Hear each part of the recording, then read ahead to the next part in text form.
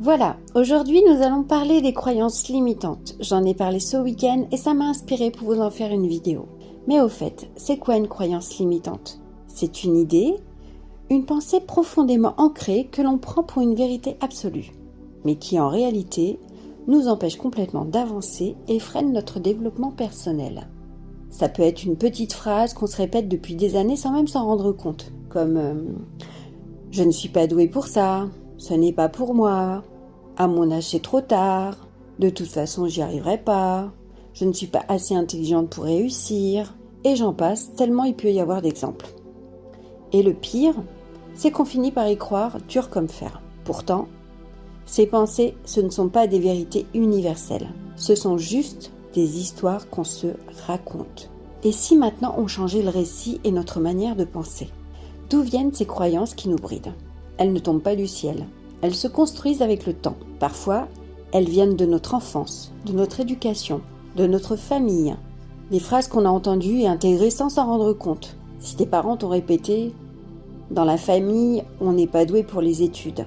Tu seras incapable de réussir scolairement, même si ce n'est pas fondé. » Ou aussi « L'argent, c'est difficile à gagner. Tu peux inconsciemment avoir peur de réussir financièrement, de peur de trahir cette idée. » Quand ta prof t'a dit enfant, tu n'es pas fait pour les maths, tu peux grandir en pensant que tu es nul en chiffres, même si ce n'est pas vrai.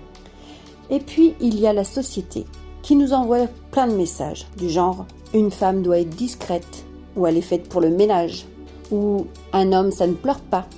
Bref, ces croyances viennent de partout et à force de les entendre, on finit par les adopter comme des vérités.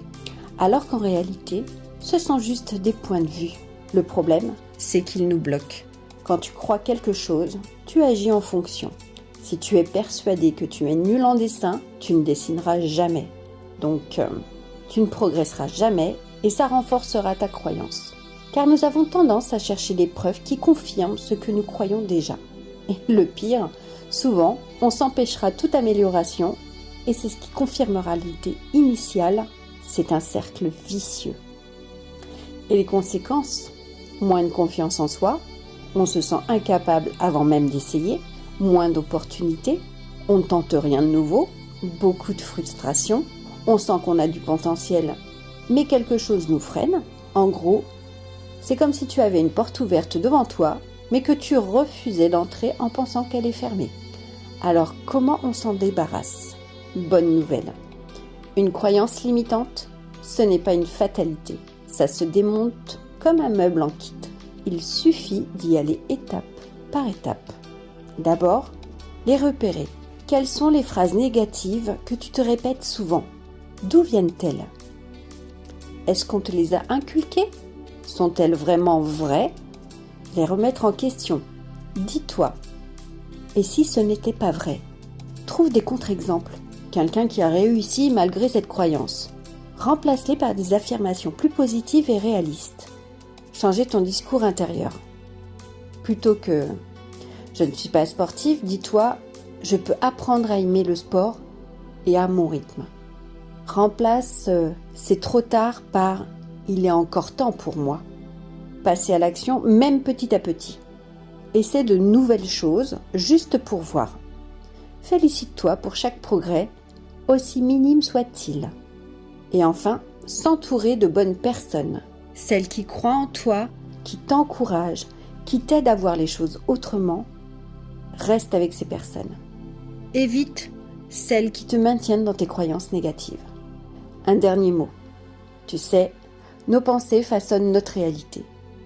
Si tu changes ton regard sur toi-même, tu changes aussi ce que tu es capable d'accomplir. Ça ne se fait pas en un jour, c'est un travail progressif.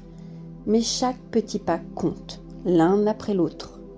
Je le dis très souvent et depuis très longtemps, pour ceux qui me connaissent bien, doucement, mais sûrement. Alors, prêt à déposer quelques pierres de ton sac à dos et avancer plus léger? Alors j'en profite et je tiens vraiment à remercier toutes les personnes qui likent mes vidéos, celles aussi qui s'abonnent, qui commentent, m'envoient des messages. Oui, vous qui faites vivre ma chaîne et qui m'inspirez. Alors à bientôt. Merci, Merci. Merci.